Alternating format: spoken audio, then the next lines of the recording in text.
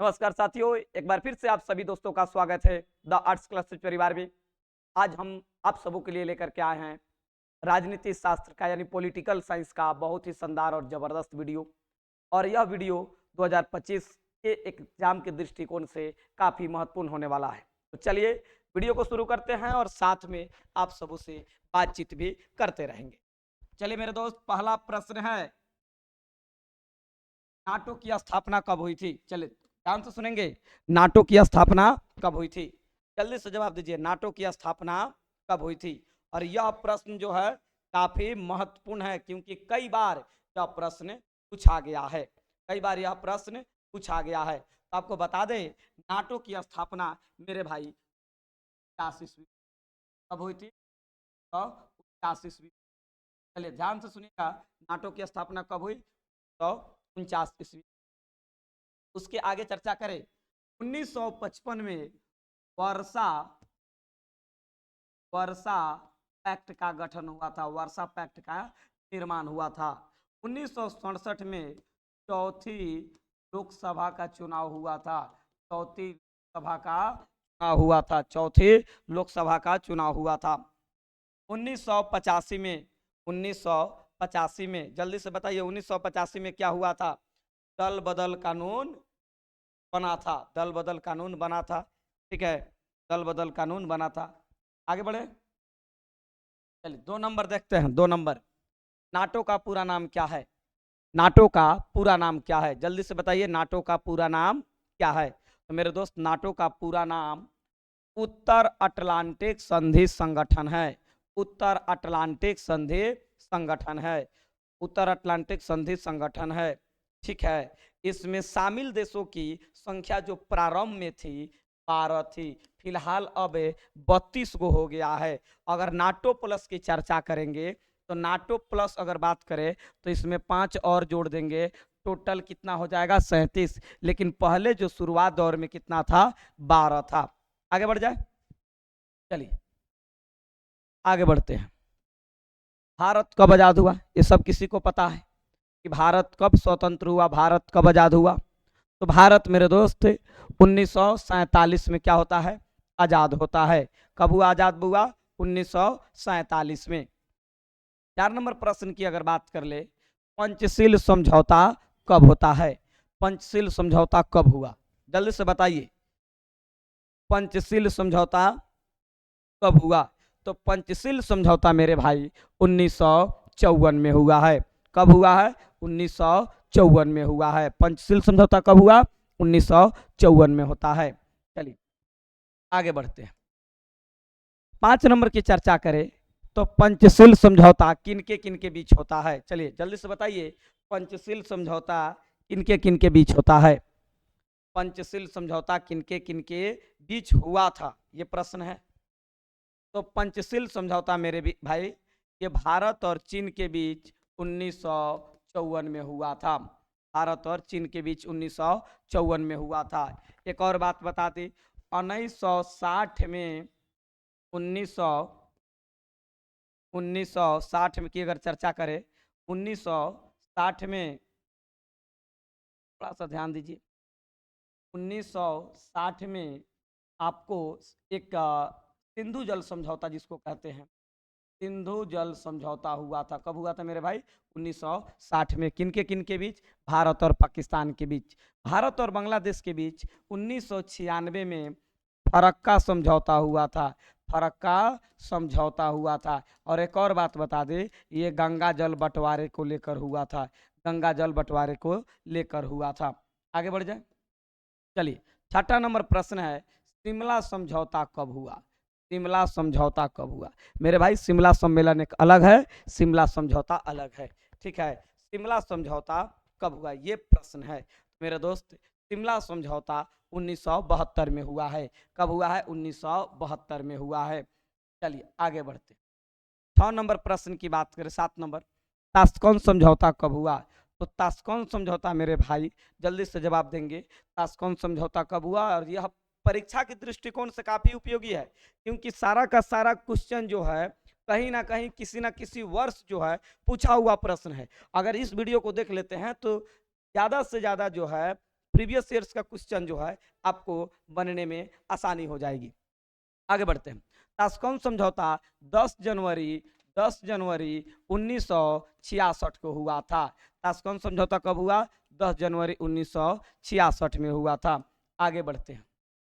चलिए 12 नंबर प्रश्न की अगर हम लोग बात करें, सॉरी 8 नंबर, कांग्रेस का विभाजन किस वर्ष हुआ? कांग्रेस का विभाजन किस वर्ष हुआ?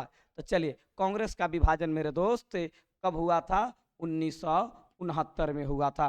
कांग्रेस का विभाजन कब हुआ था? 1969 में हुआ था। कांग्रेस वहीं से दो भागों में बढ़ जाती है, एक सिंडिकेट के भाग में आती है और दूसरा इंदिरा गांधी के पक्ष में आती है। चलिए आगे बढ़ते हैं। 9 नंबर प्रश्न की बात करें तो भारत का प्रथम प्रधानमंत्री कौन बने? तो भारत के प्रथम प्रधानमंत्री, जल्दी से जवाब दीजिए, भारत का प्रथम प्रधानमंत्री कौन बने या कौन थे? भारत के प्रथम प्रधानमंत्री कौन थे? तो मेरे दोस्त भारत के प्रथम प्रधानमंत्री की अगर चर्चा करें तो जवाहरलाल नेहरू साहब थे। जवाहरलाल नेहरू थे। और जवाहरलाल नेहरू प्रधानमंत्री के साथ साथ प्रथम विदेश मंत्री भी थे। प्रथम विदेश मंत्री भी थे। प्रथम विदेश मंत्री थे। अगर राजेंद्र प्रसाद जी की बात कर लिया जाए, राजेंद्र प्रसाद जी की बात करें तो राजेंद्र प्रसाद देश के प्रथम राष्ट्रपति थे। अगर वहीं राजकुमारी अमृता कौर की बात कर ली जाए तो प्रथम स्वास्थ्य मंत्री थे। प्रथम स्वास्थ्य मंत्री थे। जबकि अबुल कलाम आजाद प्रथम शिक्षा मंत्री थे। प्रथम क्या थे मेरे भाई? शिक्षा मंत्री थे। कोई दिक्कत किसी को? चलिए भारत के प्रथम प्रधानमंत्री जवाहरलाल नेहरू साहब आगे बढ़ते हैं। 10 नंबर की बात करें तो भारत का पहला उप प्रधानमंत्री कौन बने? भारत का पहला उप प्रधानमंत्री कौन बने? ये कई बार सवाल पूछा हुआ है और सारा का सारा प्रीवियस ईयर्स का क्वेश्चन आपसे हम बनवा देंगे और मुंह पर याद करा देंगे। आप बस शांति पूर्वक पूरे वीडियो को देख लीजिए। आपको बताते हैं ना कि सुभाष चंद्र बोस एक नारा दिए थे कि तुम मुझे खून दो, मैं तुझे आजादी दूंगा। लेकिन आज जो है एक मेरा नारा है कि तुम अपना समय दो, हम तुम्हें रिजल्ट देंगे। तुम अपना समय दो, हम तुझे रिजल्ट देंगे। चलिए भारत के प्रथम उप प्रधानमंत्री आपको कौन मिल जाएंगे मेरे दोस्त? सरदार पटेल साहब थे। और सरदार पटेल प्रथम उप प्रधानमंत्री नहीं थे, ये गृह मंत्री भी थे। कौन मंत्री थे भाई? गृह मंत्री थे। कौन मंत्री थे? गृह मंत्री। चलिए आगे बढ़ जाए। 11 नंबर प्रश्न की अगर बात करें, नाटो में वर्तमान में कितने देश शामिल है? वर्तमान में तो मेरे भैया अभी फिलहाल की चर्चा करें तो आप यहाँ पर ई नंबर दे करके 32 लिख के राइट आंसर कर दीजिएगा। लेकिन पहले की चर्चा करेंगे, पहले की चर्चा करेंगे ना, 2 दिन पहले, इससे पहले का तो 30 लगाइएगा, ठीक है। लेकिन फिलहाल में क्या हो गया है? 32 हो गया है। अभी करंट में कितना आ गया है? 32 से पहले 31 था, 32 हो गया है। लेकिन इससे पहले की अगर बात कर ले तो ऑप्शन के आधार पर इसका आंसर 30 हो जाएगा। लेकिन वर्तमान में, वर्तमान की अगर हम लोग चर्चा कर ले तो 32 हो जाएगा।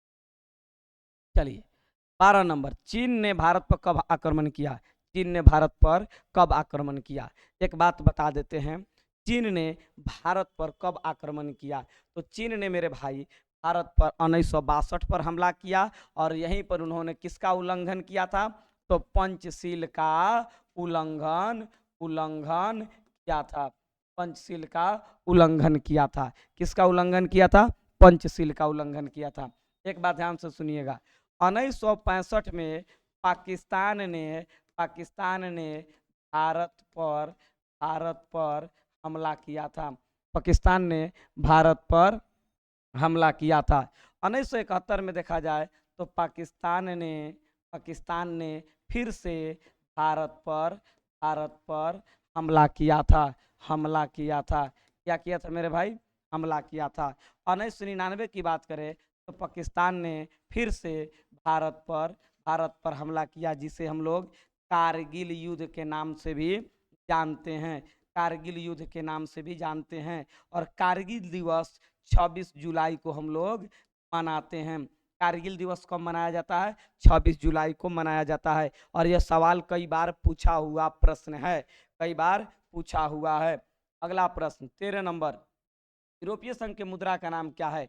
यूरोपीय संघ के मुद्रा का नाम मेरे दोस्त यूरो है। यूरो है। यूरो है। चलिए आगे बढ़ जाते हैं। रुपया तो भारत का है, रूबल रूस का है, डॉलर कई सारे देशों का है, एक का थोड़ी है। चलिए, भारत का संविधान कब लागू हुआ? भारत का संविधान कब लागू होता है? तो मेरे दोस्त, भारत का संविधान सबको पता है कि भारत का संविधान 26 जनवरी 1950 को लागू होता है। भारत का संविधान कब लागू होता है? 26 जनवरी 1950 को लागू होता है। चलिए, 15 नंबर प्रश्न, भारत की वित्तीय राजधानी कहाँ है? भारत की वित्तीय राजधानी कहाँ है? इस सब किसी को पता है कि भारत की वित्तीय राजधानी मेरे दोस्त मुंबई में है। कहाँ है? मुंबई में है। भारत की वित्तीय राजधानी कहाँ है?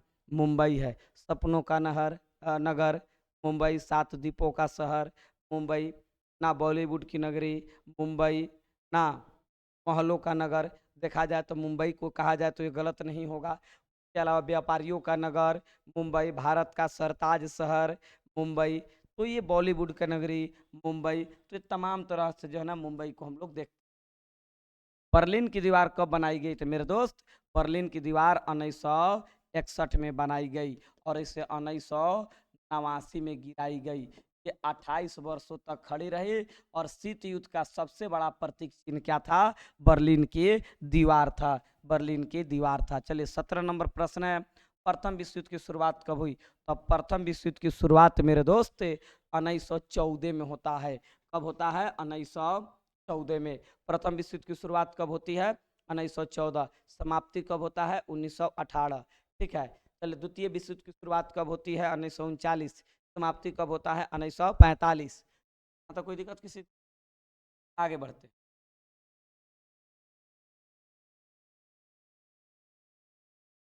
18 नंबर प्रश्न है, 9/11 घटना का संबंध किस देश से? 9/11 घटना का संबंध, इसको काट दीजिए, किस देश से है?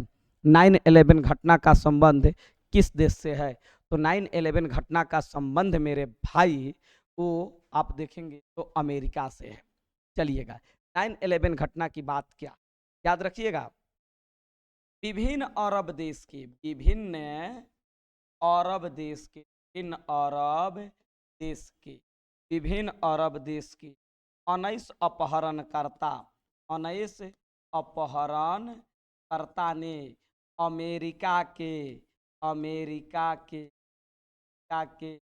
चार व्यावसायिक चार व्यावसायिक विमान को विमान को विमान को विमान को उड़ान भरने